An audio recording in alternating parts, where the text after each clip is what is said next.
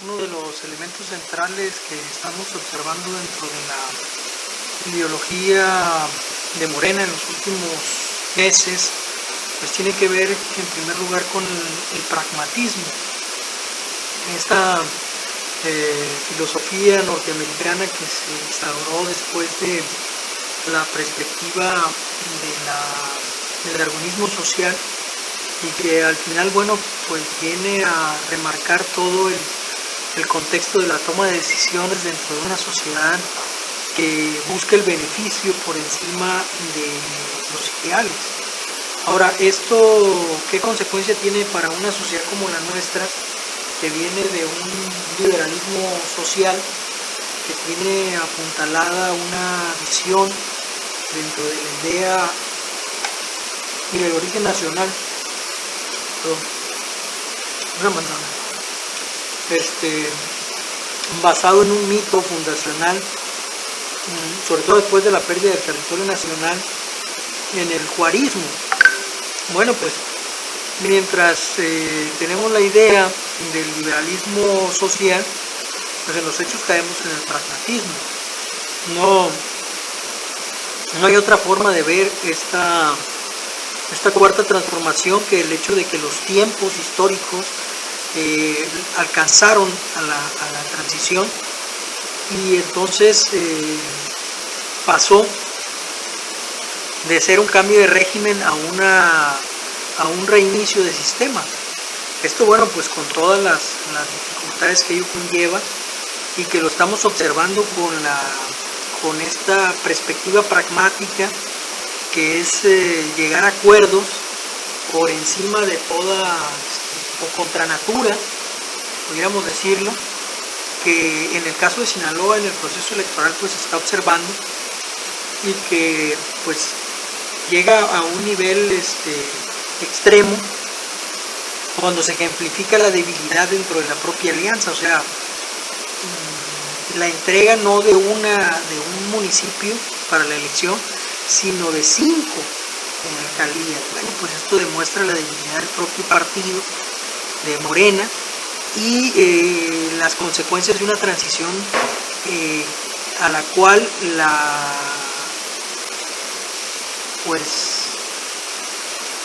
la propia contingencia sanitaria puso contra las cuerdas, ¿no? También hay que decirlo que internamente se trabajó para que estuviera contra las cuerdas el partido. Nunca se hizo trabajo legislativo, nunca se trabajó por la formación política, nunca se trabajó en la construcción de un proyecto de nación verdadero desde las comunidades. Entonces se debilitó a la propia propuesta de transición. Evo Morales por lo menos duró 3 periodos, ¿no? Con toda la estructura del MAS. Aquí ni siquiera están alcanzando la mitad del sexenio. Esto pudiera decirse, bueno, pues es que en la transición se busca la unidad. Sí, pero la unidad con aquellos que comparten un planteamiento ideológico común, que están dispuestos a transformar a la nación, no aquellos que se dedicaron históricamente a detener los procesos, que son retardatarios de los procesos de transformación nacional. Entonces la ideología de Morena, que se enmarca dentro de esta perspectiva de justificaciones, de un gobierno de salvación nacional, de una nación que repite los errores del abrazo a Acatempan, entre los ejércitos realistas, entre el ejército realista y el ejército independentista, pues nos lleva claramente a postergar un conflicto social, pero siempre con las dudas y las fuerzas revolucionarias tendrán la capacidad de sortear esas debilidades que nos presenta la propia coyuntura histórica. Y bueno, pues ahí es donde hay que cuestionar hasta dónde llega la capacidad de transformación. Eso es lo que hay que tomar en consideración, lo que hay que valorar dentro del contexto en el que estamos pues observando esta realidad y darle darle sentido a un cambio de régimen que se queda a medias. Ahora, quizás es un momento todavía temprano para valorar qué es lo que está sucediendo, pero la mitad de sexenio es un buen momento para la reflexión. Para mí, las consideraciones que ya hice alguna vez en un programa sobre si había ganado la izquierda en México al ganar Morena, bueno, pues me queda claro que no. Me queda claro que es un gobierno de salvación nacional, me queda claro que es un reinicio de sistema, me queda claro que hay que seguir debatiendo en torno a esta penetración del pragmatismo que termina siendo casi como conciliatorio, como un conformismo nacional que lejos de romper con el pacto, no me refiero al pacto patriarcal, sino con el pacto por México, denota la propia debilidad del grupo en el poder y de las instituciones que se están conformando a partir de él. ¿Cómo lograremos generar una condición distinta? Bueno, pues tendrá que ser con lo que se ha negado, la participación de la sociedad, la participación de la sociedad civil, la participación de los ciudadanos dentro de los procesos democráticos, y no estos telones de fondo en donde se pacta por encima de la sociedad qué es lo que va a suceder. Ahí es donde tenemos que valorar esta filosofía, esta condición expresada en la decadencia de Occidente, en la decadencia de las propias instituciones, en la pérdida de las posibilidades de la generación de los espacios sociales en donde la ciudadanía y la democracia existen, siempre atrapados en los cuchupos, en las previas, en los acuerdos en las cúpulas, que lejos de dar la oportunidad a una asamblea social, pues generan el descontento, la desbandada, y bajo la justificación de que estamos en una elección intermedia en donde no va a estar Andrés Manuel López Obrador en las actas, en las boletas, pues también es una tomadura de pelo, ¿no? ¿Hay o no hay un potencial revolucionario en el pueblo de México? ¿Existe el deseo de la sociedad de participar y de luchar por transformar el Estado? ¿O existe el temor de la cúpula de perder el poder? Mario Delgado representa ese temor de la cúpula que ha vivido del poder y que ha vivido de las relaciones cupulares por encima de la ciudadanía. No considero que represente a una sociedad con un potencial revolucionario. Eso es así, o sea, son logreros, es gente que vive de las relaciones y que al final en ese manto de relaciones se escinde de la realidad. Como bien escribía el novelista Vasily Vasilykovsky, tras los muros, gente que vive dentro de las relaciones de poder y que poco o nada tiene que hacer frente a una sociedad civil que busca transformar. También los griegos quedaron en el camino, hay que recordar este último proceso y cómo fue desmantelada la lucha griega en contra de las restricciones económicas que se presentaban en la Unión Europea.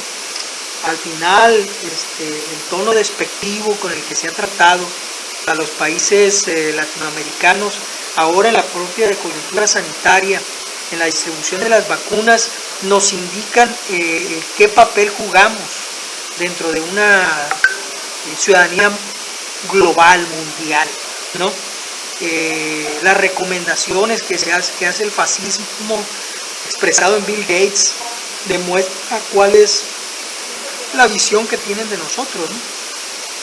Una visión de sociedades atrasadas que requieren de orientación por parte de los hombres cultos y blancos, ¿no?, del mundo. Pero bueno, todo esto entra en un entretelón que viene cancelando las posibilidades de transformación, insisto en este concepto, dadas desde la propia sociedad. O sea, los dirigentes políticos niegan la capacidad de transformación del pueblo de México y nos condenan a esta tutela democrática. Y al final termina en absolutamente nada. ¿Cuál es entonces la ideología de Morena? ¿Cuál es la condición a la que nos enfrentamos? Bueno, pues la falta de ideología. Bueno, pues la falta de formación política. Bueno, pues la falta de carácter de su militancia para participar. Bueno, pues el asalto por parte de las tribus perredistas dentro de las estructuras del partido y a un ejecutivo maniatado por el propio discurso a partir de 3 elementos básicos del Pacto por México: la entrega de los energéticos, la entrega de la educación, en este caso la educación superior en manos de los caciques, y la entrega de la participación democrática del pueblo de México a partir de la reelección de las cámaras, en una iniciativa que promovió Hillary Clinton para controlar al pueblo de México, para explotar al pueblo de México y generar una oligarquía partidista, una partidocracia más profunda que venga a negar la participación de los ciudadanos a través de las listas que controlan a los líderes de los partidos políticos.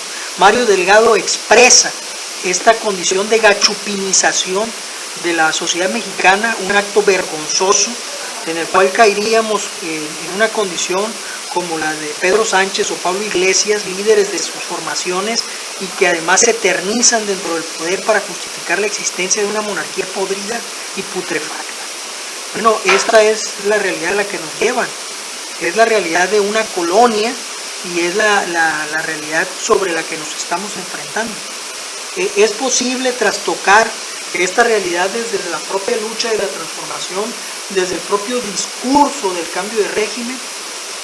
Bueno, se tendría que tener otro tipo de ciudadanía, se tendría que tener otro tipo de participación y se tendría que retirarnos de la vulgaridad del abrazo de Acatempa, ¿sí? Tendríamos que salir de esa condición vergonzosa de postergar los conflictos para enfrentarnos a ellos. Ahí es donde está la duda. Yo creo que, como dice un amigo, siempre a contracorriente tendremos que hacer la participación. Pero bueno, es al final un reto para la sociedad. Asistir a la entrega del potencial revolucionario del pueblo de México no es la primera vez que sucede. Se tendrá que generar otros cauces sociales para que estas posibilidades generen realmente una transformación. Y me refiero a las posibilidades desde la sociedad, desde los ciudadanos. Pues miren, esta es la reflexión que tenemos hoy en Diálogos Ciudadanos, sobre todo un análisis a contracorriente, insisto, del momento político que vive el estado de Sinaloa y sobre todo de las posibilidades reales, independientemente de quién esté dentro de la cúpula partidista.